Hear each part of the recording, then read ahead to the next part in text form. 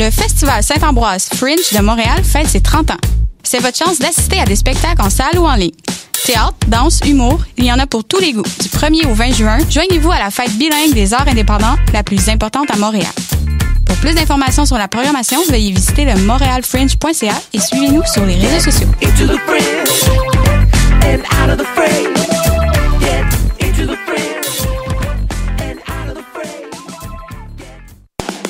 Le Festival Saint-Ambroise Fringe de Montréal fête ses 30 ans. C'est votre chance d'assister à des spectacles en salle ou en ligne. Théâtre, danse, humour, il y en a pour tous les goûts. Du 1er au 20 juin, joignez-vous à la fête bilingue des arts indépendants, la plus importante à Montréal. Pour plus d'informations sur la programmation, veuillez visiter le montrealfringe.ca et suivez-nous sur les réseaux sociaux.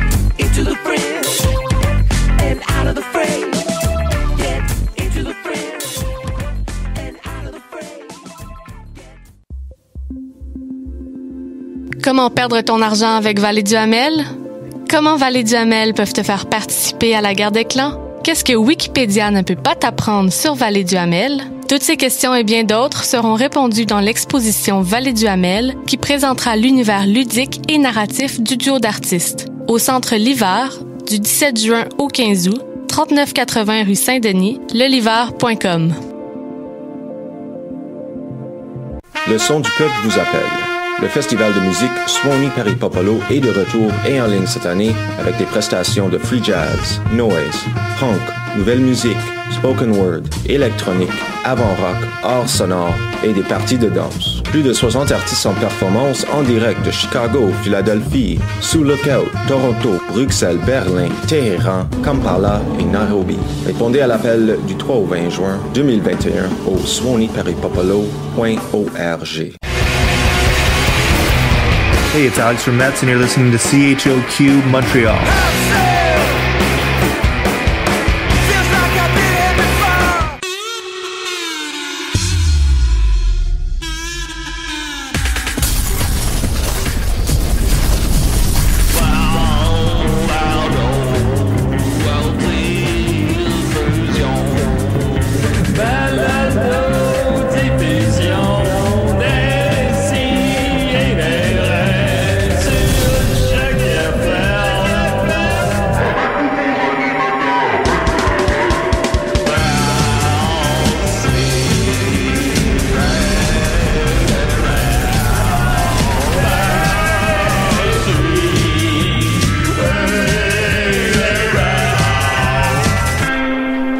Manger une barre de chocolat en faisant caca.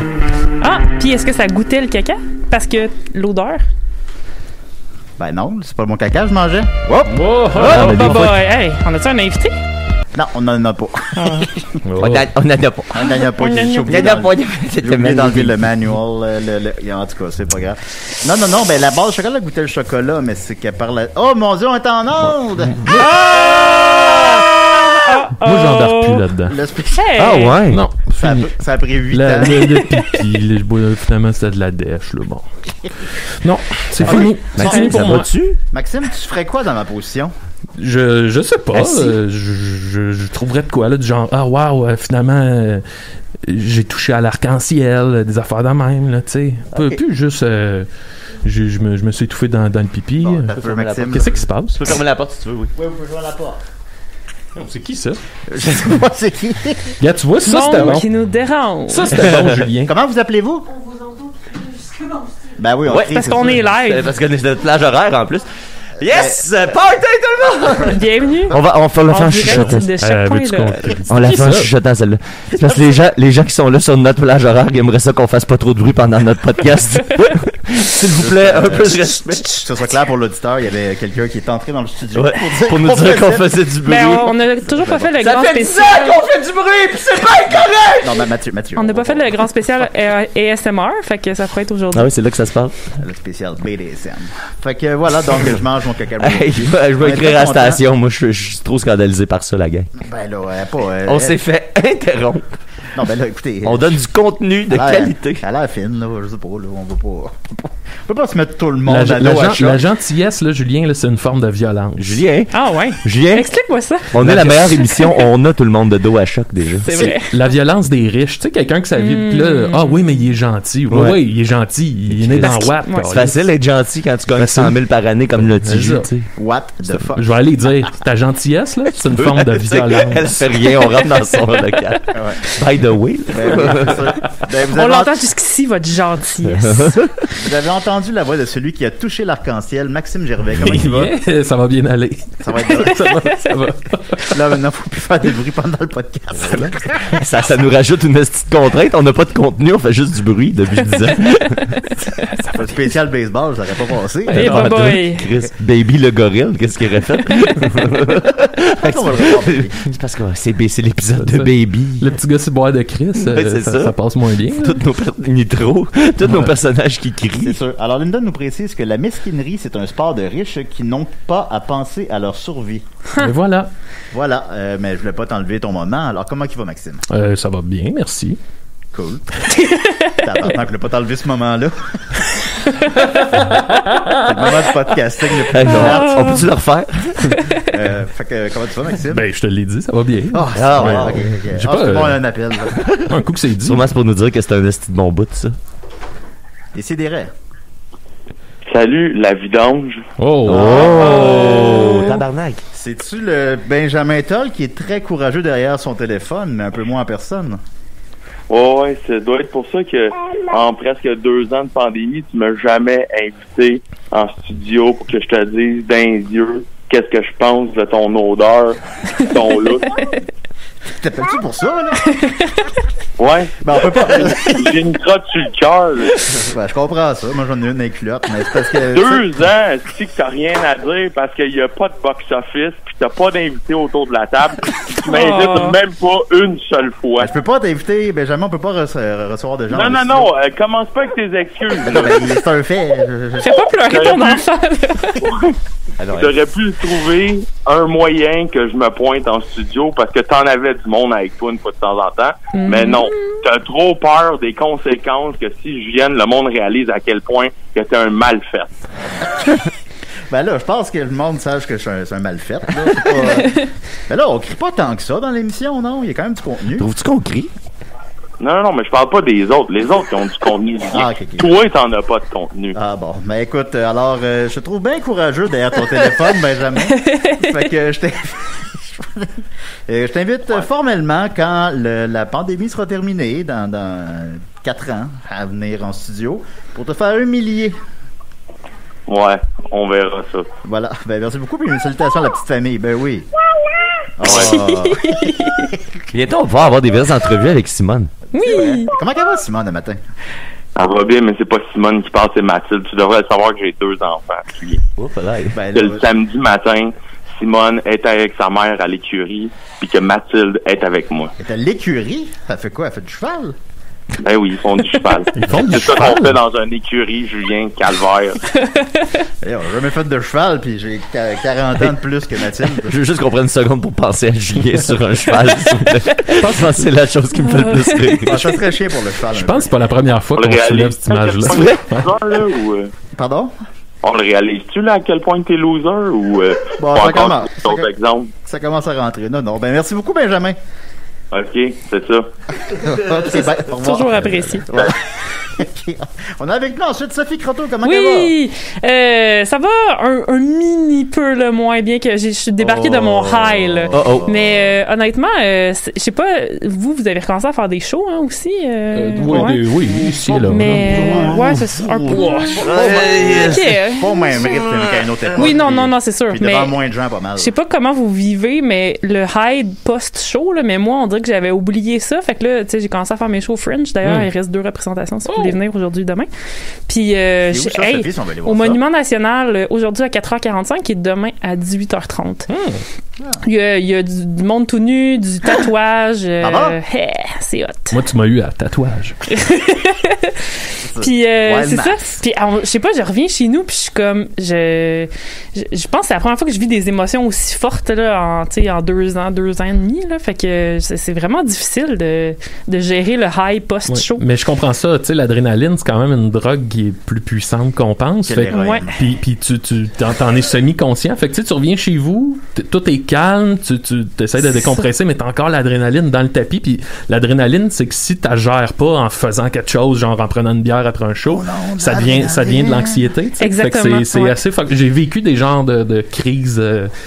je savais pas quoi faire, là. Je me faisais des tisanes puis de l'huile de CBD, là. Bon, après 6 heures, j'allais me coucher, mais tu sais, c'était rushant. Intense, après un show, là, définitivement. Non, puis on dirait que c'est ça, nos corps sont plus habitués à ça tant que ça non plus, là. Tu sais, à un moment donné, tu finis par le gérer, avoir tes stratégies, mais là, c'était comme wow. Fait que, ouais, c'était une grosse semaine pour ça. C'était intense. Mais tu vas bien quand même. À part ça, oui, à part les SPM. Faudrait aussi que j'arrête d'écouter Inside tout le temps parce que là, ça, c'est décollissant. C'est ça dont je vais parler aujourd'hui. Excuse-moi, un appel Décidérez.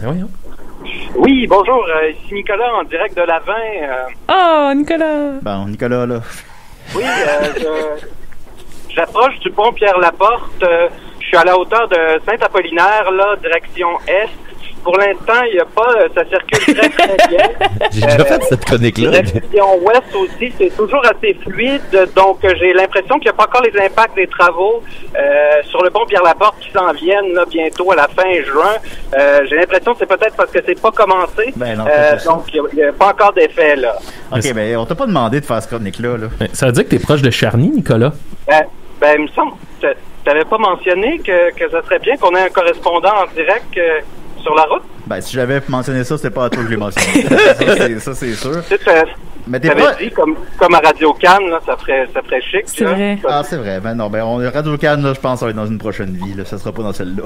La personne... OK. Ben, merci beaucoup, Nicolas. Mais là, Julien, pour l'essence... Ah ben. J'espère que c'est un accident mortel. Ça pourrait. Il y a Linda Pizza qui nous écrit qu'elle, son high post show, c'est d'avoir envie de manger des crottes de fromage. Je pense que c'est juste des crottes. Elle mange un peu sa marde. Manges-tu des crottes après tes shows, Des crottes de nez. Après c'est chaud à manger des crottes de nez. Il y avait, j'ai une vieille anecdote de ma mère, puisqu'on a reçu mon père la semaine passée. Et on est avec nous Mathieu Niquette, comment ça va? Ça va bien, puis ma mère, quand elle travaillait dans le temps, ça fait longtemps, elle a travaillé au Giorgio à Valleyfield. Puis à un moment donné, il a fallu qu'elle rencontre ses employés parce qu'il y avait quelqu'un qui collait ses crottes de nez sur le mur des toilettes des employés. Mais tu sais, au point où il y en avait plein. Là, tu sais, il y avait quelqu'un qui a fallu qu'il passe avec un petit grattoir, puis ça avait comme scrappé la peinture dans la toilette. Fait que tu sais, t'as une adulte devant d'autres adultes qui fait. Là, il y a quelqu'un qui met ses crottes de nez sur le mur. Monsieur, on a un appel Décidérez. Oui, allô? Hey, Rachel. Non, Rachel. C'est Rachel. Oui. Salut Rachel, appelle pas à l'émission. Qu'est-ce qu'il y a? Ben, j'appelais pour dire que je suis rendue plus connue que Julien.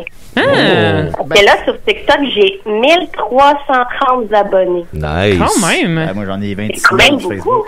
Oui, c'est beaucoup. Ben oui, mais 1330, c'est plus que ça. On double ça, les amis. Allez tous vous abonner au TikTok de Rachel. Bravo, Rachel. Je dois t'admettre qu'ils sont bons tes TikTok. Moi, j'aime celui que t'as bien Harley Quinn. Ah, merci. Lequel? Celui que t'as bien Harley Quinn. Ben, c'est sûr. C'est même rendu que j'ai des commentaires de haine. Yeah! Juste ça, j'aime ça, la haine. Level up. Peux-tu nous conter ça? Il y a quelqu'un l'autre jour qui m'a écrit attends d'avoir 35 ans, plus personne va vouloir te fourrer. Oh, bye-bye. Julien, il va toujours vouloir fourrer. 10 minutes plus tard, le commentaire était plus là. Eh ben. Est-ce que tu penses que c'est des regrets, des remords, ou est-ce que ça a été effacé par la plateforme? Non, je pense que c'est comme la personne, elle a réalisé que c'était un peu de cave, fait qu'elle l'a supprimé. Que la personne a pris le temps d'écrire ça, puis il a pris son cellulaire, il a fait je vais écrire à la fille, à 35 ans, personne va vouloir te fourrer. Ben oui. Là, j'ai pleuré toute la soirée, puis j'ai pas dormi. Bébé. Non, mais 35 ans, non, mais mettons 96. Ouais, ça c'est chiant. Allez écrire ça à tout le monde sur Internet. À 96, il n'y a plus personne. C'est sûr que Rachel va être encore hot à 96 ans, là. Ben oui. D'après moi, Julien, il va encore vouloir de moi. Ben oui. Comme la vieille madame dans en plus, tu sais, avec tout le progrès technologique, là, rendu là, probablement, tu sais, que ça va être très. Les gens vont être très actifs sexuellement, là, à mi-90 ans. C'est vrai, ça. Quand t'as de la peine comme ça, puis t'as le goût de pleurer, tu fais juste ouvrir la porte, quitter l'appartement, pleurer, aller pleurer ailleurs, puis revenir à la maison après. Ça va que prendre l'air, là, c'est la solution. Voilà. Bon, ben c'est ça, je suis plus connue que Julien. Bye. Rachel. non, je veux pas réellement qu'elle aille pleurer. Ok, voilà, c'est ça. Alors, yeah! On est plein de compassion ce matin, hein? 3 appels en 15 minutes, là, c'est bon, là. C'est bon, là. Elle a appelé. Paul Arcand, il est pas là, lui. Voilà, donc, Décidérez. D'abord, une petite nouvelle brève, évidemment, on peut pas passer sous silence que le grand projet secret de Maxime, moi et Dominique a finalement vu le jour, et Anthony, on peut le dire, des films dans le cabanon. C'est la télé communautaire des Picbois. Qu'est-ce que t'en penses, Maxime? Moi, je suis très content du résultat. On a filmé 7 épisodes en 7 jours. Là. C'était vraiment un marathon. En fait, ce qui arrivait, c'était que nous autres, c'est un projet qu'on voulait faire quand même de notre côté. Puis juste pour eux, nous approcher. Puis on disait, hey, nous autres, on pourrait vous donner de l'argent, nos studios, puis nos caméras pour que... Fait qu'on rentrait là le matin. Puis c'était très chicken swellesque. Là. C'était... des enfants qui s'amusent avec des caméras puis des décors puis des costumes. Puis j'aime vraiment le résultat final. Je trouve que ça a un côté très do-it-yourself, un peu punk, malgré qu'on est chez Juste pour rire. Là. Ouais. Tu sais, c'est ça, je pense que ça rappelait comme des belles années de Musique Plus. Puis j'ai bien hâte qu'on présente le reste. Il y a beaucoup de gens qui ont parlé de ça, là, le parallèle avec le Gros Luxe. Puis, oui. J'ai eu beaucoup de plaisir à faire ça. On se levait à... On commence à tourner à 8h du matin, c'est ça? Fait qu'on se levait à 6h du matin. Pour filmer cet épisode en 7 jours, il fallait... C'était supposé être 5, c'est qu'on a filmé tellement de stock que ça en fait 7. Fait que c'est des hosties de journée, là. Puis le soir, je rentrais chez nous. Moi, mettons, j'avais un peu moins de texte à apprendre que les gars, mais j'écrivais mes questions. Puis tu sais, j'écrivais mes questions jusqu'à 3h du matin. Excuse-moi, Julien, on a un appel. Excuse-moi, on a un appel. Décidérez. Là, parce que vous dérangez mon enfant. Okay. Mon enfant, elle essaie de dormir, puis là, vous arrêtez pas de crier comme des esprits de mongols. Hey, ça n'a pas d'allure, ça, là. Ben, vous pourriez synthétiser une autre chaîne. Vous baissez le son, Non, désolé, là, c'est vous qui va arrêter de fonctionner, là. En passant, Mathieu, félicitations pour ton beau programme, puis les autres, allez tout chier. Merci beaucoup, monsieur. Au revoir. La gang. Fait que voilà, donc c'était des belles journées. Oui, ça brasse. J'ai amené ma gang. On se levait, on commençait à filmer à 8h du matin, on filmait jusqu'à, mettons, 5-6 heures, tous les jours, chaque jour, puis le rendu à la maison, j'apprenais mes textes, ou je rédigeais mes questions. Fait que c'était un marathon, là, non-stop, là. Mais c'était le fun. C'était tellement le fun. Oui, c'est tellement drôle, là. Ça fait du bien. Oui, puis on est content du résultat. En tout cas, moi, je le suis. Fait que ça va suivre, comme je disais, il est supposé en avoir 5. Finalement, il y en aura 7. Fait que vous avez ça pour les prochaines semaines, tout l'été, là. Ça va être bien le fun. Des entrevues horribles, des personnages qu'on avait à décider, beaucoup. Oui. Des nouveaux personnages qu'on va dans une seule capsule. Fait que suivez ça, puis merci à tout le monde qui a écouté. Il y a eu beaucoup de monde au rendez-vous, fait qu'on est très satisfait. Vous avez eu genre 12 vues au moins? On a rendu à 15 vues. Ok, ça monte. Mais moi, je l'ai écouté 6 fois. Moi, tout, à peu près. Moi, 3, fait que... bon. On va y aller avec Maxime, si tu le veux bien. Oui, d'accord. Je vais juste prendre ton thème. Là, je viens de stresser, là. Mais la fais pas ça trop fort. OK. Bon, hey, aujourd'hui, ça va être un gros morceau. Troisième et dernière chronique sur Jean Guida. Déjà fini? A.K.A. Gilda. Ben oui, mais ça va être une bonne chronique, là. Yes. On part pas pour 5 minutes. Hey, moi, si tu veux empiéter sur ma mienne, là, genre, garde-toi, je te donne mon temps. Je te prends au mot, mon man. Mais prends-moi Je te prends au bat, mon mot. Je te prends au bat, mon beau. Bon, juste faire un petit résumé de où on était rendu avec l'histoire de Jean Guida. Jean, en fait, il est français, il a échappé aux nazis, on se souvient de tout ça. Ils l'ont il a découvert dans toute cette histoire-là qu'il était bisexuel. Ensuite de ça, en arrivant en Amérique, il a rencontré une dame qui s'appelait Robin. Qui était un peu rock'n'roll. Elle était lesbienne, je tiens à le dire. Ils ont eu un enfant ensemble, donc Jean bisexuel, Robin qui était lesbienne. Ils ont eu un enfant que Robin a décidé d'appeler Gay. G-A-Y-E, c'est une petite fille. Ensuite de ça, ils ont été comme prisonniers d'une espèce de bar de danseuse / bordel dont ils ont dû se sauver pendant que le propriétaire était absent. C'est là c'est quoi le Kiss of Fire? Oui, c'est là qu'il y avait le baiser de feu. Le baiser de feu. Ouais, où une danseuse se mettait de l'huile sur les parties génitales, puis après ça, elle faisait le grand écart sur une plaque d'aluminium, puis après... Ça, c'était le spectacle qu'il y avait là-bas. Comment est-ce que le son était décrit? Parce que j'ai remarqué que tu as fait exactement le même son la dernière. Un bruit de succión. Fait que je pense que c'est assez ça. C'est assez clair que c'est ça. Bon, on a fait un matin, bon. c'est prédictif. Fait que bref, un coup que ça, ce bordel-là, ce bar de danseuses-là, c'était aux États-Unis. Fait qu'ils se sont sauvés, ils sont venus trouver refuge à Montréal. Une fois là, Robin a développé un problème d'alcoolisme assez sévère. Fait que là, leur relation est tombée complètement à l'eau. Robin savait que s'ils se séparaient, elle aurait pas la garde de Gay parce que à cause de son problème d'alcool. Fait qu'elle s'est sauvée, elle, avec l'enfant aux États-Unis. Et Jean Guida, il a essayé de retrouver sa fille parce qu'il s'ennuyait. Puis il a été incapable pendant des années et des années. Il a jamais réussi à la retrouver. Oui, parce que Robin, elle a dit à sa fille que son père était mort. Ouais, en plus. exact. C'est full triste. Fait qu'on part de là. Quelques années plus tard, Jean s'est amouraché d'une dame qui s'appelait Alice, qui était une chanteuse. Ensemble, ils ont eu un enfant qui s'appelait Yvan. Sauf que Alice, elle venait de Rivière-du-Loup, qui était un milieu assez conservateur, là, très rural. Fait qu'elle voulait pas faire honte à sa famille en étant mariée avec un travesti. Quelqu'un hors norme. Fait qu'elle a mis fin à leur relation, puis elle est allée à Rivière-du-Loup où elle a marié une espèce de fermier qui est comme devenu le père de l'enfant. Fait que, encore une fois, Jean se fait comme un peu... mais il était d'accord, il comprenait, mais il se fait quand même tasser du portrait avec cette femme-là. Bref, sa vie continue et Jean continue de vivre en tant que Gilda dans les cabarets. Et là, ce matin, je vais vous lire quelques extraits du livre directement parce que je me disais que quoi de mieux que les mots de Gilda elle-même pour expliquer sa vie. Fait que pour décrire un peu la vie de cabaret, il a écrit Eddie Cobetto était l'un des rares propriétaires à aimer les artistes. J'ai fait fermer la Casa Loma, qui est devenue aujourd'hui le 281. Qui a fermé lui-même. Oui. J'ai redevenu la Casa Loma. J'ai fait fermer la Casa Loma pour 3 jours de rénovation. 3 jours de recettes perdues. C'était un investissement puisque ces modifications ont aidé le cabaret à devenir plus célèbre. J'ai fait enlever le plancher du second étage de la Casa Loma et tout a changé. On a pu porter des costumes immenses.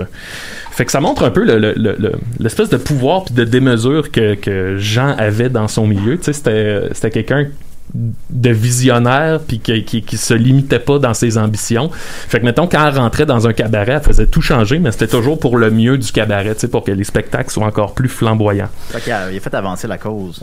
Elle l'a fait. Ce milieu-là, disons, au lieu que ça devienne des espèces de tripots, ça devenait vraiment des salles de spectacle. T'sais. Ensuite de ça, une petite histoire, je vous la lis directement. Jean écrit « C'est également au Casino Bellevue, cette fois en tant que spectateur, que j'ai vu mon amie Edith Piaf pour la dernière fois. Avant que Piaf fasse son entrée sur scène, j'étais allé la voir dans les coulisses pour la saluer. On jasait, puis le régisseur est arrivé. « Madame Piaf, c'est à votre tour. » On s'est embrassé, elle m'a quitté, et je l'ai vu prendre un verre, avaler son contenu d'un trait et monter sur scène. Comme je suis curieux, j'ai pris le verre et je l'ai reniflé. C'était de l'éther. Et crise de crise. Tu sais, de l'éther, c'est du genre de solvant. Ça s'endort, là. C'est fait s'il y a trop d'éther, tu t'évanouis. C'est un peu comme boire du gaz, là. C'est ça. C'est de la térébenthine. Ouais, je continue. Éther humaine. C'est la raison de la mort d'Edith Piaf. Elle consommait trop de drogue. Il faut dire qu'elle souffrait terriblement. Sur scène, ses mains déformées par l'arthrite tremblaient. Puis j'ai lu aussi un peu plus loin dans le livre que quand des fois Jean personnifiait Edith Piaf sur scène, puis pour lui ressembler vraiment, il se mettait comme full d'élastique ses poignets pour que ses mains, tu sais, manquent de sang, puis ses mains comme se ridaient, fait qu'il ressemblait plus à Edith Piaf. C'était comme le souci du détail, qu'il y avait dans ces... c'est doux. Ouais. Sinon, je continue. Ah oui, il y a une belle petite scène qui est expliquée par Gilda. Je vous la lis encore, vous allez voir. C'est des rencontres avec des vedettes. Ce sont dans les cabarets que j'ai préféré jouer, parce que je prenais plaisir à parler aux gens. Plus tard, j'ai joué au théâtre et on ne pouvait pas malheureusement s'adresser intimement à la foule. Mon rapport avec le public de cabaret était, lui, excellent. Je me rappelle qu'un autre soir, à la Casa Loma, il y avait le Rocket Maurice Richard. Oh, il allait voir les petits messieurs. J'envoyais des plaisanteries au public et il répliquait. Comme ses propos étaient intelligents, je lui répondais. Un échange s'est engagé entre lui à sa table et moi sur scène. C'est le meilleur spectacle improvisé que j'ai connu dans ma carrière. Il a duré au moins 20 minutes au cours desquelles les gens se tournaient la tête entre Maurice Richard et moi pour suivre le dialogue. Ils ont dû repartir avec tout un torticolis. Ça a l'air que l'autre bon show d'impro qu'il y a eu après ça, c'est Michel Courtemanche. Oui, c'est ça, exact. Il faisait le drummer. Ouais. Bon, je continue. parce que là, il faut comprendre que dans tout ça, malgré que Gilda connaissait un immense succès, tu sais, c'est un peu son époque de gloire, là. Il y avait quand même un fossé qui se creusait entre Gilda et Jean Guida, qui était son interprète. Fait que... tu sais, est-ce qu'il représente bien dans le livre, tu sais, le niveau de gloire duquel tu parles, tu sais, c'est-tu un niveau de gloire de je peux pas aller au coin de la rue, tu sais, sans me faire arrêter? Y a-tu, est-ce que tu ressens bien, tu sais, l'impact, mettons, dans la vie de tous les jours que cette personne-là peut avoir? Peut-être pas la vie de tous les jours, parce que les gens reconnaissaient pas Jean. Ouais, ça doit être un peu comme Mado. Ouais, c'est ça. C'était plus par rapport, mettons, à un moment donné, il dit je suis le premier transformiste là, à avoir rempli la place des arts. OK. Tu sais, ça, à l'époque, c'était une salle qui était réservée aux gros orchestres. Fait que, tu sais, d'avoir Gilda, qui est un travesti. C'est du top. Oui, c'était vraiment gros, Gilda. Okay. Tu sais, c'était pas juste comme quelqu'un d'un cabaret qui chante une toune. Non, mais tu sais, je me dis, des fois, il y a comme une petite légende locale dans un quartier. Non, mais très comme justement Mado, je pense que ça reste un bon parallèle. Mais tu sais, Mado, tout le monde la connaît, mais je pense pas qu'elle remplirait la place des arts, tu sais. Mais quand même, à une époque, peut-être plus. Tu sais, dans les années 90, I guess que c'était capable de faire un gros show, mais tu sais, pas sur une base régulière, j'imagine. Oui, c'est ça, comme Gilda. Ah, lui, c'était sans arrêt, là. Fait que je continue sur justement son rapport avec Gilda. Dans la peau de Gilda, je n'étais plus le même. Je m'effaçais derrière cette femme d'aplomb, je disparaissais complètement. J'ai souvent parlé de Gilda à la troisième personne, car elle et moi n'avons aucune connexion. On n'a pas le même caractère, les mêmes goûts. Elle est beaucoup plus intelligente que moi. Elle est spirituelle et je me demande où elle trouve ça. Elle a un magnétisme sur le public que je n'ai pas, un charme fou. Elle a toutes les audaces. Dans sa peau, je suis arrivé à faire ou dire des choses que je suis incapable de faire ou de dire en homme. C'est incroyable. Et invraisemblable. Souvent, elle a lancé des répliques sur scène et quand j'entrais dans ma loge, je croulais de rire en songeant à ce qu'elle venait de dire. Oh. Elle a une telle vivacité d'esprit. Je ne me trouve pas con, mais je sais que je ne suis pas spontané comme elle. C'est fascinant, ça. Ouais, j'écoutais, excuse-moi, j'écoutais les Dark Side of the Ring, l'émission de lutte de Vice qui était vraiment bon. C'est sur Crave, si vous avez la chance d'écouter ça, que vous aimiez la lutte ou pas, c'est pas vraiment important, c'est plus des histoires humaines. Là. Puis il y a l'épisode sur Jake the Snake qui est sorti il y a une couple de semaines, puis lui, ben c'est ça, là, il parle de lui exactement comme ça, à troisième personne, parce qu'il y a eu des traumatismes quand il était jeune, puis tu sais, il dit Aurélien Smith, il existe plus. C'est Jake, lui, il fait. C'est drôle de voir quelqu'un se décrire lui-même en disant Jake, il est de même, lui. Puis tu sais, lui, c'est comme s'il était extérieur à ses deux personnalités. Là, au final, tu sais, il est entre les deux, fait on dirait qu'il est comme spectateur, puis il décrit ses deux personnalités sans être lui-même quelqu'un. Tu sais, ça a l'air d'être comme crissement déchirant. Je reçois un coup de marteau sur la tête. Moi. Ah, yeah. Bon, je continue. Quand Gilda était sur scène, j'ai réalisé qu'elle faisait et disait ce que bon lui semblait. Avec la troupe, alors qu'on répétait, on s'accordait sur certains points et lors du spectacle, Gilda faisait à sa tête. Ça me foutait dans des rognes terribles. J'avais décidé que j'entrais là sur la scène et elle non. Alors elle en décidait autrement. Je doutais de mon identité et ma confusion s'est d'autant plus complexifiée avec la venue d'un nouvel homme dans ma vie que j'ai désiré à la folie. Un jeune grec, Nick Alexakos. Et là, ça, c'est une petite histoire. J'aime ça. Ça va valoir la peine. Attendez, là, je prends mes notes. La salade grecque. Tu mets un costume. C'est pas la peine que je vous le dise. J'ai une petite mise en scène. Non. Fromage fait. En gros, c'est comme Gilda était partie faire des spectacles à San Francisco. Un soir après un spectacle, Jean, c'était pas quelqu'un qui buvait. Fait que tu sais, lui faire le party après les shows, c'était pas de quoi qu'il faisait. Après un spectacle, à un moment donné, il décide de rester dans la peau de Gilda. Fait qu'il s'en va dans la salle, puis il se met à jaser le monde. Puis il fait la rencontre de Nick Alexakos qui est là. Puis Nick ne sait pas que Gilda est un homme sous les airs de femme. Fait que il jase. Ils finissent par s'embrasser. Et là, Nick, dans cette nuit-là, devient comme épris de Gilda. Fait que le lendemain, Gilda revient pour faire un autre spectacle. Et Nick s'était fait engager par la salle pour être doorman. Okay, il est en amour. Ouais, il est fasciné. Pendant la soirée, quelqu'un il finit par catcher que Gilda c'est un homme.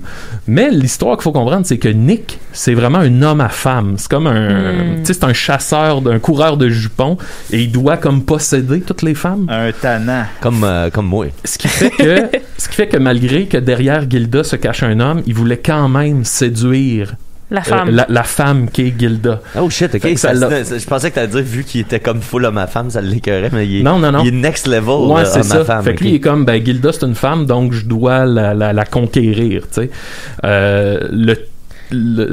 Fait que, puis là, la situation qui arrive, c'est que Jean est amoureux de Nick, ou en tout cas le désire. Gilda. Nick est amoureux de Gilda, ou du moins la désire.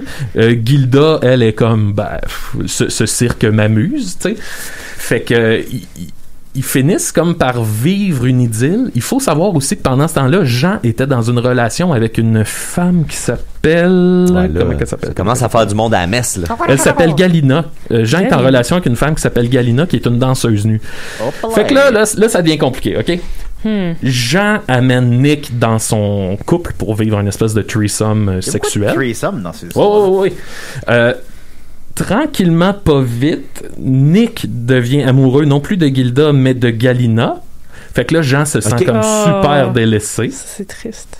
Fait que, tu sais, c'est vraiment ça. Puis là, des fois, quand il se sent trop délaissé, il décide de se déguiser en Gilda pour aller reconquérir Nick, puis ça fonctionne. Fait que, mais tu sais, tranquillement, pas vite, lui, il tombe dans une dépression à cause de ça, parce qu'il se rend compte que dans toutes les possibilités, Jean est jamais désiré par personne. Puis, est-ce qu'il vit une genre de jalousie, tu sais, est-ce que Jean développe une jalousie pour Gilda? Ben oui, complètement. Ben oui, parce que, tu sais, même point de vue relationnel, mais aussi point de vue contrat, tu sais, si Jean veut jouer dans quelque chose en tant que lui-même, il peut pas.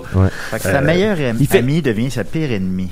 Ouais, exact. Artistiquement, il fait rien en Jean jamais? Très, très peu. Okay. Surtout à cette époque-là, les gens ne veulent que Gilda. L'autre truc qu'il faut savoir... les gobelets, il fait surprise. Il doit être dans un sol, les gobelets. L'autre truc qu'il faut savoir, c'est que Nick Alexakos, qui a l'air plus vieux que nous autres, là. Il y a des photos, là.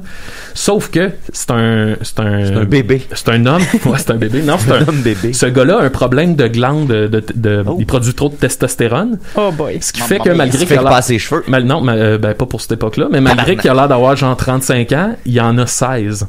Non. Fait qu'à un moment donné, comme Mike Deschambault, Gilda découvre ça.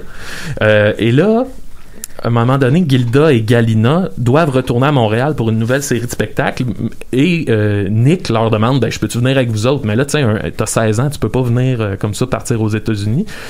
Ce qui fait en sorte que Jean est allé rencontrer les parents de Nick, a expliqué la situation. Il veut venir avec nous en tournée pour participer au spectacle.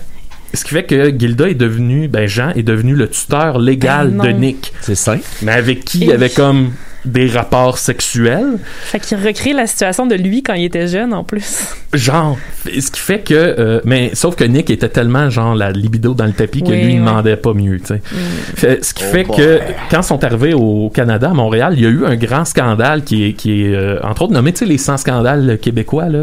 Bon, il y a ce scandale-là de Gilda, comme quoi les gens disaient que Gilda avait adopté un enfant, puis qu'il couchait avec. La situation est un peu plus nuancé, mais c'est quand même... C'était quand même un mineur. C'est ça, c'est quand même un mineur, là. Puis, tu sais, je suis pas en train de dire que c'est pas grave, puis que c'est cool, puis qu'il y a rien là, mais... Est-ce que c'est Jean qui a fait ça, ou si c'est Gilda? C'est Jean. Je pense que c'est Jean. Ouais, mais c'est parce que c'est Gilda qui manipule Jean pour faire, tu sais. Ouais. Ils ont mis Jean en prison, mais Gilda est en liberté. Puis là, ce qui est encore plus pas le droit de pas être costumé. À un moment donné, Jean, justement, cette relation était complètement toxique pour lui. Il était tombé dans la dépression, fait qu'il mangeait plus, il sentait la mort approcher. Il a commencé à aller consulter pour ça, puis sa psychologue, il a dit, t'as pas le choix, faut que tu coupes les ponts avec Nick. Fait que Jean, à partir de là, payait des femmes pour coucher avec Nick pour assouvir sa soif sexuelle. Mais là, il se détache de quelqu'un, mais c'est rendu son tuteur légal. Mais j'imagine jusqu'à ses 18 ans, et qu'est-ce que... Ouais, là, je sais pas exactement quel âge il avait rendu là. Ça fait beaucoup de liens complexes. Oh oui, non, mais ça. Puis finalement, cette histoire-là s'est réglée que Jean a réussi comme à shipper Nick sur une autre production que son spectacle à lui, qui était Cléopâtre. OK. Fait que là, il a commencé à aller jouer comme un pharaon, ou je sais pas quoi, là. Le gars qui ventile, comme dans Ding et Dong, le gars qui fait les... Ouais, genre. Fait qu'il jouait juste c'est comme ça qu'il a coupé les ponts avec Nick. J'ai un petit extrait à vous lire sur sa dépression qui est quand même... Fait que quand il avait pas faim, il dormait tout le temps. Et ça a l'air que plus tard, cet homme-là, Nick, a changé de nom et est devenu Pierre Elliott Trudeau. Ah oui? Ah oui. OK, hey, je vous lis ça. Des fois, j'ai mis le feu à la garde-robe de Gilda. Je ne voulais plus rien savoir d'elle, je la détestais. Une fois, c'est durant cette dépression, alors je venais de délaisser Nick au Folies Bergères, qui était le show Cléopâtre. J'ai fait un feu et j'ai brûlé toutes les affaires de ma rivale. Celle qui volait empiétait sur ma vie. Je voulais qu'elle crève une fois pour toutes, qu'elle disparaisse pour de bon de ma vie. C'était idiot parce que mes costumes, mes bijoux valaient une fortune. J'aurais pu les vendre à perte et renflouer mon portefeuille, mais j'étais dépressif. Alors l'option ne s'est même pas présentée à moi. Lorsqu'on sombre dans le désespoir, notre vision de la réalité se déforme. Ouais. Après ce feu de camp, j'ai passé 3 ou 4 mois sans travailler. On m'offrait des contrats pour Gilda, mais en Jean, il n'y avait rien. Quand j'ai commencé à manquer d'argent, j'ai dû me rendre à l'évidence. Je n'avais plus le choix. Je devais reprendre la peau de Gilda. On la réclamait à plusieurs endroits. Pour m'encourager, je me suis dit que j'allais rentrer dans sa peau pour un bout de temps seulement, soit le temps de remonter la pente. À l'époque, j'étais donc persuadé que le retour de Gilda serait temporaire. Ça me fait penser à la phase de, tu sais, quand Johnny Cash il se pogne dans la boîte avec son tracteur, là, tu sais, qui comme il était désespéré, puis tout, tu sais. Le moment où il crisse le feu à ses costumes, tu sais, c'est comme son rock bottom. Là, dans le film de sa vie, ça serait comme la scène, tu sais. Tout te fait penser à ça. Je sais, mais j'aime cette scène-là. C'est une bonne scène. Sinon, on continue dans le temps. Un petit côté plus historique. En 1967, il y a eu l'Expo à Montréal, l'Expo 67 du maire Drapeau, et ça a été un très, très gros coup pour toute la vie des cabarets à Montréal parce que le maire Drapeau voyait ça un peu comme des lieux de perdition et il voulait pas que les touristes s'éparpillent dans ces lieux-là, donc il voulait que ça reste vraiment au cœur de l'expo. Fait qu'il y a... C'est weird. C'est qui est malade, ce style-là. Toute la vie on fait un gros party tout le monde, mais prenez ça cool. Là, mais ça va être là. Oui, mais bougez pas. Sortez pas des clôtures. Là. Allez pas donner. Ce qui fait que tous les cabarets, ou à peu près, ont dû fermer leurs portes dans cette époque-là. Ce qui a sauvé Gilda, c'est que Gilles Latulippe, quelques temps plus tard, a ouvert le Théâtre des Variétés. Et Gilda, qui au début s'est dit, bon, je vais aller jouer au Théâtre des Variétés un peu pour me sauver la peau du cul. Finalement, elle est restée là comme en routine pendant 30 ans. Puis c'est là qu'elle a fini sa carrière au Théâtre des Variétés. Fascinant. Ouais. C'était où ça, le Théâtre des Variétés? C'est le Latulippe d'aujourd'hui. Ah, c'est le Latulippe d'aujourd'hui. En hommage à Gilles. Ben oui. Hey, Chris, je savais pas que c'était pour ça. Ah oui. Hey Maxime, tu viens de m'apprendre quelque chose? Ben, peut-être. Ça fait 20 ans qu'on se connaît. J'ai jamais fait ça. J'espère que c'est ça, sinon... J'ai jamais fait ça. Ouais. Donc, on revient à... Là, il m'en reste plus long, les amis. À un certain moment... Intéressant, Max. C'est ton moment. T'es pas plate. C'est ton moment. Là. Jean reçoit un appel de son fils Yvan, tu sais, son fils illégitime qui est parti à Rivière-du-Loup. Il reçoit un appel parce que Jean, il est comme... Il se reconnaît pas là, dans le milieu rural. Lui, il veut vivre Montréal, il veut vivre avec son père. Fait qu'il débarque à Montréal, Jean lui apprend le métier, ils vont travailler ensemble. Il y a des mauvaises langues qui vont dire que... Parce que, tu sais, on s'entend dans l'œil du public, il y a un fils de genre 18 ans qui débarque de nulle part.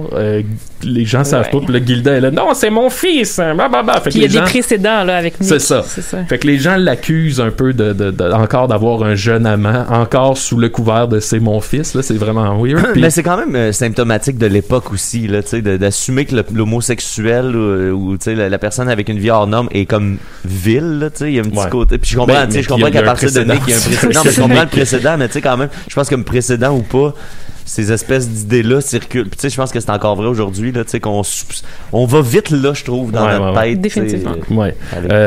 Après un temps, ils vont travailler ensemble, ils vont faire des duos de chant ensemble, et Yvan va comme s'épanouir. À un moment donné, il s'en va aux États-Unis où il se fait une blonde, et tu sais, il s'appelle des fois Jean puis Yvan. Et à un moment donné, Jean reçoit un appel de son fils, et qui est toujours à New York, puis il dit faut que tu viennes me chercher à l'aéroport parce que là je suis vraiment malade. Fait que Jean se rend à l'aéroport, puis il dit quand il a vu son fils arriver en chaise roulante, il dit je me suis même pas posé la question, je savais qu'il y avait le sida. Ça a l'air qu'il était tout décalissé. Fait qu'Yvan est mort quelques temps plus tard. Puis ça a été comme le gros coup dans la vie de Jean, duquel il s'est probablement jamais remis. Parce que tu sais, c'est un grand solitaire.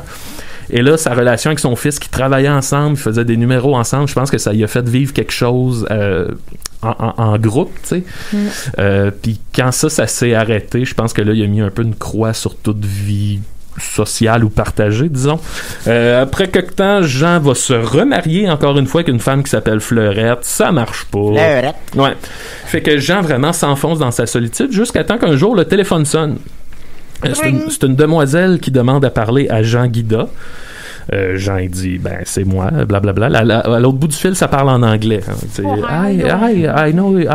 Puis là, elle explique qu'elle a trouvé une photo dans des souvenirs de famille de elle dans les bras d'un homme qui s'appelle Jean Guida, puis elle dit, peut-être vous avez connu mon père, blablabla. Fait qu'elle parle, et tranquillement, pas vite, Jean finit par dire, ben, c'est moi ton père. Et la personne qui était au bout du fil, c'était Gabe, qu'il n'avait pas vu depuis, je l'ai noté, depuis 39 ans, il ne s'était pas vu. Ouais, lui, il avait vraiment mis une croix. Elle a pensé que son père était mort. Fait qu'il y a eu des retrouvailles entre Jean et sa fille Gabe qui est arrivée. Tu sais, c'est drôle parce que il y a des documents de ça, puis elle arrive, c'est une madame, là, oui, genre 40 quelques années. Là, une madame des États-Unis, là, tu sais, comme typique. Là.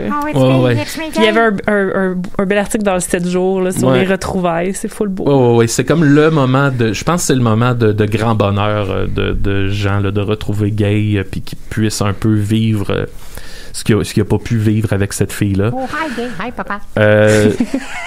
Ce qui a conduit aux dernières années de Jean qui est mort le 27 juin 2012 à l'âge quand même respectable de 88 ans.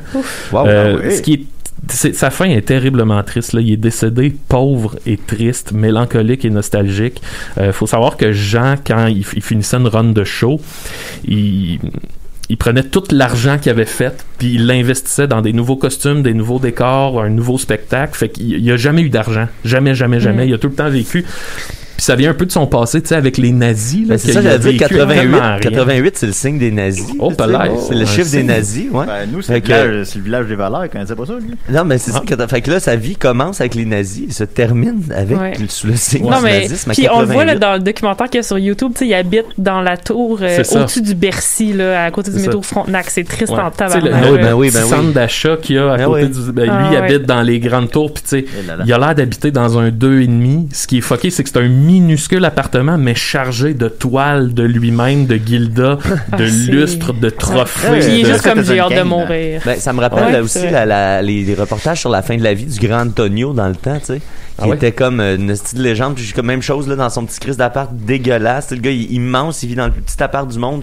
C'est moi, c'est lui, tu sais, qui est allé au Japon, qui a fait le tour du monde, puis il vit en haut d'un café, puis le gars du café il lui fait survivre, tu sais, il le nourrit parce que le gars il a plus rien, tu sais, c'est fucked up ça, des légendes comme ça, tu sais. Les gens sont vivants tant qu'on pense à eux, puis Gilda, on pense à toi aujourd'hui. Oui. Alors, fait que voilà, même si t'as eu peut-être une fin de vie un peu plus triste, on t'aime fort. Puis merci c'était un sujet fascinant. Oui. Ben, c'est une histoire pas comme les autres où se mêle succès, dépression, ou se mêle, non, mais tu sais, succès, dépression, richesse, pauvreté, les grandes joies, l'abandon, là, tout ça est là sur un fond de sexualité. Beaucoup de threesome, fait que voilà. Ben, on t'aime, maintenant, vous le savez. Merci pour ce petit récit-là, merci beaucoup Maxime. Ça fait plaisir. On a un appel, Décidérez.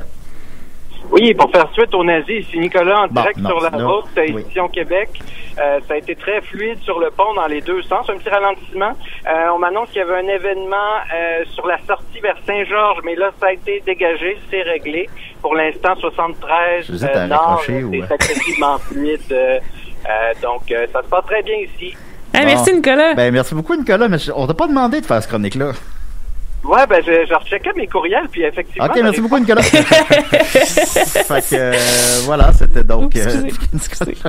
Trop d'émotions. Effectivement. La circulation, là, ça me bouffe. Nicolas, il nous met dans un de ses états. Oh, ça ressonne, Julien. Excuse-moi. Mais oui, un matin, qu'est-ce qui se passe? Le 6e appel. Décidérez. Bonjour, ici Guillaume Dupuis, ça va bien? Salut Guillaume, comment vas-tu? J'aime ça de parler. Ah ben ça va bien, je vous appelle parce que je vous écoute, là je suis sur la route, là. Je suis parti à matin de bonne heure, là, je m'en vais à Gaspé voir mes parents. Wow! C'est une bonne route, ça. Rejoindre mon fils de 18 ans aussi, que j'ai pas vu depuis. Vous autres, là. Mais je vous jure que c'est mon fils, en tout cas. Fait que là, très, très émouvant derrière la chronique sur Gilda. Je trouve ça très beau. Ça me donne le goût d'en savoir plus. De lire la biographie en question. Ben oui, évidemment. J'ai eu l'idée, tu sais, vu que je suis sur la route et je vous écoutais, je me suis dit que ce serait le fun, vu qu'il y a plein de monde qui appelait, j'étais comme moi, je pourrais faire une chronique de circulation. Ben c'est une full bonne idée. Bonne idée, écoute, je te donne 20 secondes. 20 minutes. OK. Ben là, je suis à Laurier, qui est juste à peu près à une demi-heure de Québec. Là, tu t'approches du spot show, là. Le dernier spot show. Ouais. Exact. Puis là, la route, ça va bien. Il n'y a pas de bouchon de circulation, là. Ça roule super bien. Puis, OK. Ben, c'est le fun. Il n'y a aucun problème. Je vais vite. Puis il n'y a personne. Tout est correct. Ben, pour tous les gens qui vont nous écouter en rediffusion, ça va être très utile. Ouais, c'est ça. Puis s'ils veulent aller sur la 20 puis ils se rendent compte. On est vraiment sûrs, là. Ben, merci beaucoup, Guillaume. C'est ça. Ben, je voulais vous le dire. Puis à la prochaine. Il est-tu bon? Il est-tu bon? Puis il y a des bons sujets de chronique. C'est quelqu'un qui me fait du bien profondément. Merci, Guigui. Cool. Merci, Guigui. C'est pour ça qu'on passe des entrevues pour la prochaine personne qui va faire la circulation à des séries. Si on l'appelait Tiggy Dupuis. Moi, je veux juste dire que j'ai relancé Ben pour mon offre d'échanger Nicolas contre Jake. Qui? Ben, c'est ça. Parce qu'au début, j'avais mentionné qu'on lui donnait en plus la fortune de Julien. Ah! Là, il tient, mais j'ai du mal. Ben, ça fonctionne pas de même. Mais là, c'est le moment à Sophie, là. Ben oui, c'est mon moment de la semaine où je peux partager mon savoir avec... La caméra. Ah, la caméra, mais là. Ah, oui. Où je peux partager mon savoir avec vous pour que vous soyez moins idiots. Je me rappelle quand avant de partir, j'avais fait une chronique qui s'appelle Google It Hostie parce qu'à chaque fois que vous posez des questions sans réponse, ça me gossait. Puis là, il y a 2 semaines, Julien a dit, c'est quoi la boîte de nombril? Puis là, j'étais comme, je vais t'en reparler, Julien. Fait qu'aujourd'hui. Peux-tu mieux m'imiter, s'il te plaît? Non, je pense que c'est vraiment le top que je peux faire. Ouais, c'était ça. Fait que le nombril, c'est quand même, selon mes recherches, c'est un endroit plus controversé que je croyais. Oh, c'est très controversé, le nombril. Non, mais est-ce que tu savais que de 1930 jusqu'en 1975, on n'avait pas le droit de voir des nombrils à la télévision américaine? Ouais. Tu savais ça, toi? Ouais. C'était interdit, là. Puis c'est Cher, en fait, sur son show, Sonny and Cher Comedy Hour, qui était comme, hey, ça n'a pas de style d'allure. Puis là, elle a montré son nombril et ça a créé un tollé total. Une vague de fétiche de nombril. Est-ce que c'était seulement le nombril féminin ou même masculin? Bonne question, mais moi, j'aurais tendance à dire féminin. Parce que, tu sais, il y a toutes ces discussions-là à propos des mamelons sur Twitch en ce moment. Féminin, masculin. Ouais. Puis là, tu sais, il y a comme. Ben là, pourquoi des dudes ont le droit de montrer des mamelons? Mettons, une femme ne pourrait pas allaiter pendant un stream. C'est des questions comme ça. Fait que. Allaiter comme à l'hiver. On va regarder ça plus tard, sûrement, avec le même regard qu'on a sur les nombrils. Tu sais, les nombrils, comme. Mais c'est vrai que c'est une zone érogène, hein? Fait que. C'est une zone érogène. Ouais, ben, c'est ce qu'ils disent, là. J'avoue que moi, c'est pas. Je pensais que Julien, il allait dire que tout est une zone érogène. Il me semble que ça aurait été son genre. Ben, je trouve plus mes nipple clamps à la maison. Ah, je peux t'emmener les miens si tu veux. D'accord. Je m'en sers pas ces temps-ci. Mais il y a aussi, pour d'autres, c'est aussi une zone de peur parce que il y a une peur des nombrils qui s'appelle l'homophalophobie. Hein? C'est vraiment une Comment tu l'écris? OMPHALO phobie. Ouais, fait que c'est quand même un endroit troublant pour le genre humain. Puis c'est aussi un endroit qui recèle plusieurs choses étranges, comme de la mousse de nombril, au point où des gens s'en servent comme un petit musée, parce que je sais pas si vous êtes au courant, mais il y a un record Guinness pour le gars qui a collectionné le plus de mousse de nombril. Oh. Le plus petit musée. C'est un gros musée d'un petit endroit. Fait que lui, depuis 1984, il collecte ces mousses de nombril. Et, il se fait encore aujourd'hui? Ben, je sais pas s'il est mort, c'est une bonne question. Parce que moi, je fais beaucoup de mousse de nombril, puis je suis en train de me dire, Chris, si je me mets là, il est-tu trop tard, mettons, pour battre ce record-là? Ben là, c'est depuis 1984. Faudrait voir sur le site des records Guinness. J'avoue que je n'ai pas contre-vérifié cette information. Il me reste au moins 37 ans. Je pense vivre encore 37 ans. Il n'est jamais trop tard pour au moins tenter d'atteindre un record, ça, c'est sûr. Mais bref, tous les nombrils sont différents. Ça, on le sait. Je sais pas si vous saviez aussi qu'il y a seulement 10% des gens qui ont un nombril sorti. Ah? Ouais. Moi, j'avais ça quand j'étais jeune. Ça, tout à coup, il est rentré. C'est bizarre, ouais. Ça change d'état, un nombril. Ben, moi, le mien a changé. J'avoue qu'un matin, je me suis réveillée puis j'étais comme, hey, mon nombril est plus sorti. Puis c'est parce que tu t'en es rendu compte ce matin-là. J'ai dit, j'imagine que ça a dû se faire progressivement. Ça a pas fait probablement. Pendant la nuit, tu sais. Tu te réveilles la nuit, qu'est-ce que c'est ça? Le corps des femmes, là, c'est très compliqué. Fait que ça aurait pu arriver. C'est pas si compliqué, ça. Puis, Mais une chose qui m'a vraiment choquée, c'est que tous les animaux, sauf les marsupiaux, ont un nombril. Ça, je ne savais pas ça. Les marsupiaux? Oui, c'est genre les kangourous et les wombats à cause de la poche. Les tabarnak. Encore la poche. Toujours des histoires de poche. Fait que même si on est tous des nombrils différents, on se rejoint tous à ce niveau-là, au fait qu'on a tous des nombrils et les animaux ont aussi même de la mousse de nombril. Ce qui est fascinant. Qu'on appelle scientifiquement... Non, lui, c'est juste les siennes, je pense qu'il connaît. D'abord, je pourrais prendre cette option-là. Vas-y. Mais c'est que si ton nombril est plus profond, tu vas aussi avoir plus de mousse de nombril, fait que tu vas peut-être pouvoir battre ce record-là plus rapidement si tu t'agrandis ton nombril. Très profond. Oh, ça c'est intéressant. Une bonne phalange, là. Quand même. Pour vrai. Ça doit être beaucoup d'entretien. J'ai une question, Sophie, sur le nombril, mais je veux peut-être que je te devance, là. T'as dit tantôt que le nombril, c'était une zone érogène. OK. Est-ce que... tu sais, pour mon rapport avec mon nombril, c'est un peu comme le vestige de ce lien-là avec ma mère nourricière quand elle était en train de me concevoir. Ben, en tout cas, de me former. On salue Maria. Ben oui, on la salue. Fait que, mais je me demandais, y a-tu une autre fonction dans notre vie là, de tous les jours au nombril? Non. C'est vraiment comme un artefact. Oui, comme le coccyx qui est comme un artefact d'une queue qu'on aurait peut-être eu. Wow. Non, ça sert vraiment à rien. Puis ce qui est fascinant, en fait, c'est que même si ça sert à rien, c'est un des endroits où il y a la plus grande diversité bactérienne dans tout notre corps. Ils sont pas venus chez nous. Je serais très curieuse de voir ce qui est dans ton nombril si on faisait un petit test. Là. On a un spécial Décideret dans le nombril de Julien. C'est pas tout le temps Décideret. Au secours!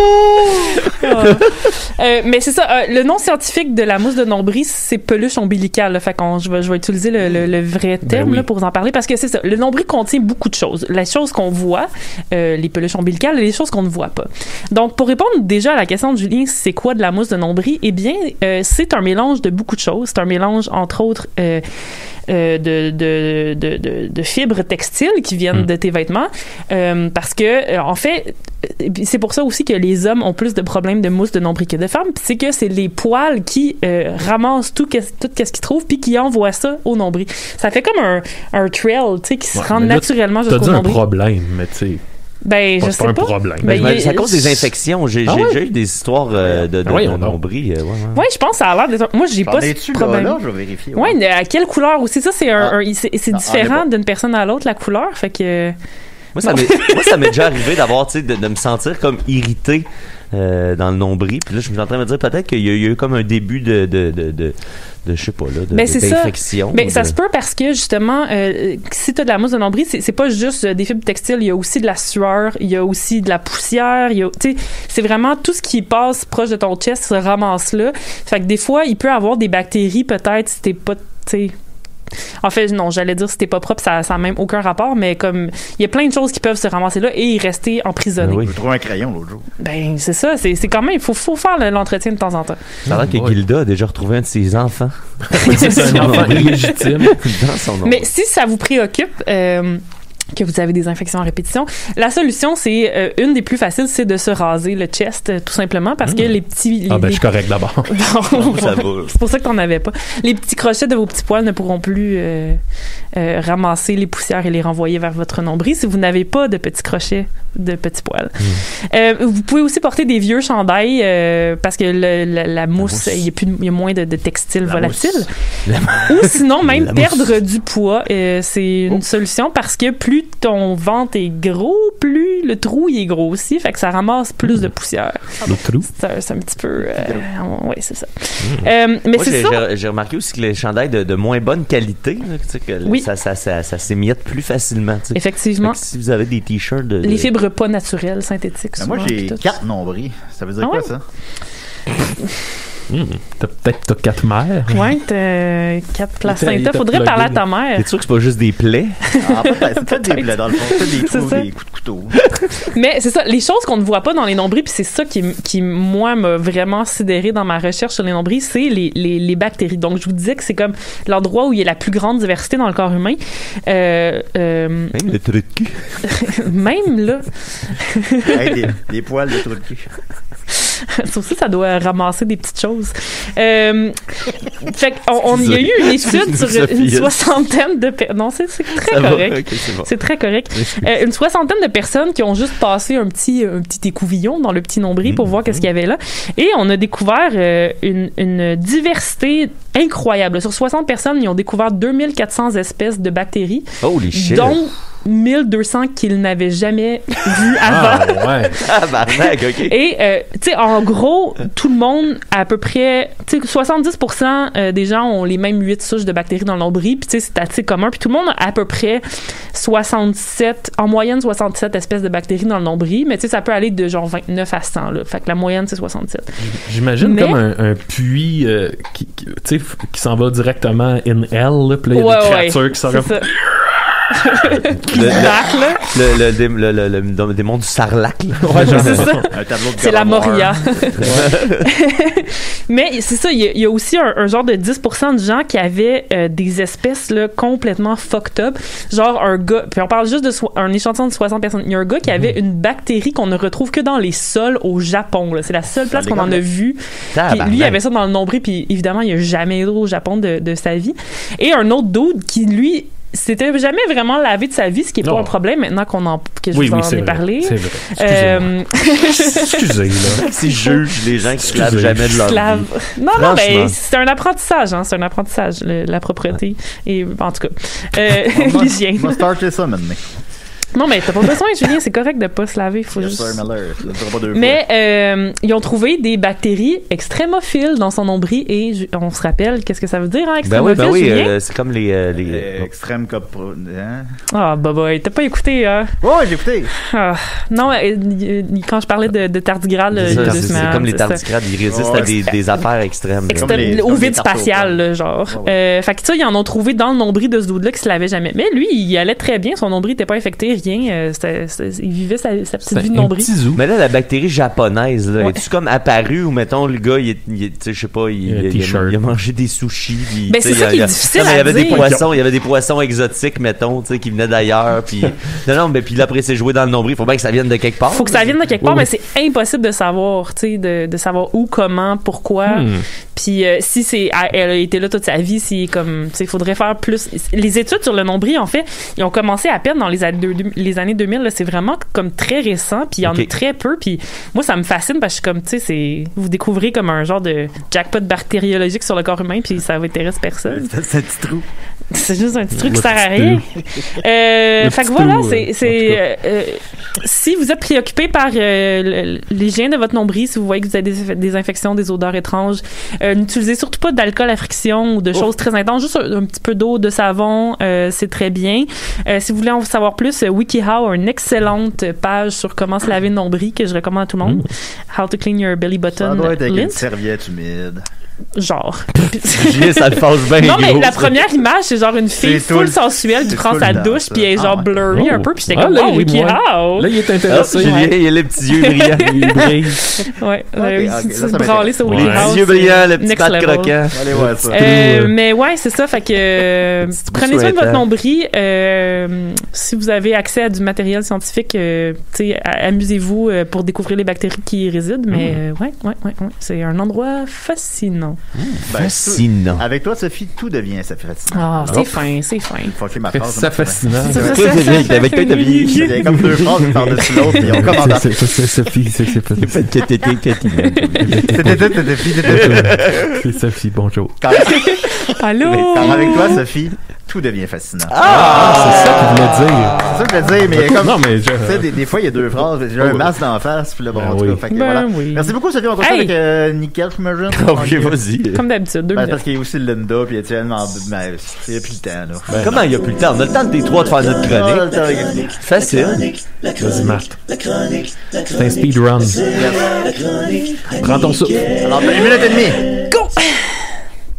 Salut tout le monde. Allô. Je suis content que vous soyez là. Mais t'as eu le melon en je ferai pas une longue chronique. Je voulais vous parler du show de Bo Burnham. Ben oui. À la place, je vais vous indiquer d'aller vers le podcast des Mystérieux Étonnants qui ont parlé de ça dans leur dernier épisode. Ces épais-là? C'est eux autres qui veulent échanger Jake contre Nick. Puis ton argent, là. Mais, fait que, allez voir ça pour entendre parler du dernier show de Bo Burnham qui est comme dirait Étienne, c'est 2020 in a nutshell. Là, ça représente bien 2020. C'est un show qui a été fait en confinement. C'est la chose la plus génialement décalissante que j'ai écoutée de ma vie. C'est incroyable. Tout le monde parle de ça sur Facebook. Non, mais Julien, t'as pas. C'est du génie. C'est vraiment, là, moi, je considère vraiment que c'est du génie. Ouais, puis, tu sais, c'est ça. Là, c'est déprimant vraiment beaucoup, par exemple. Là, mais si vous écoutez juste la soundtrack, ce que je fais à répétition depuis le début de la semaine, c'est super entraînant. Puis je ne fais que danser et dire. Il y a des estis de mon gag. Tu sais, il y a des estis de mon gag. Puis musicalement, tu sais, ça fait un peu Pierre-Yves Roy Desmarais des bouts. Là, tu sais, il est très dans cet univers-là. Là. Puis en tout cas, c'est très bon. Fait que vous allez voir l'épisode des Mystérieux Étonnants si ça vous intéresse. Je vous suggère d'écouter le show avant, mais c'est bien bon. Sinon, sur ma chaîne Twitch, on a commencé à écouter les Colombos cette semaine. Ben oui. Puis est-ce que c'est meilleur que je pensais? Bon, on écoute des affaires semi-ironiquement. Puis là, on a commencé ça lundi. C'est vraiment bon. Je suggère les Colombos. Merci beaucoup, Mathieu. On va aller écouter ça. Merci Mathieu. Merci. Ben, c'est comme ça. Merci Maxime. Merci Sophie. Merci Benjamin Toll. Merci Nicolas. Merci tout le monde. Colombo. On se dit c'est bon, Chris Colombo. Guillaume Dupuis. On se dit les gens que j'oublie. On se dit à la semaine prochaine. Vous êtes là, Mathieu? Rachel, merci. Et bon, la grève du sexe, la grève du sexe, la grève du sexe, la grève du sexe. À chaque fois que vous disiez ça, j'ai une grève du sexe de 1 mois. C'est ça. Ils sont en grève de 2 mois.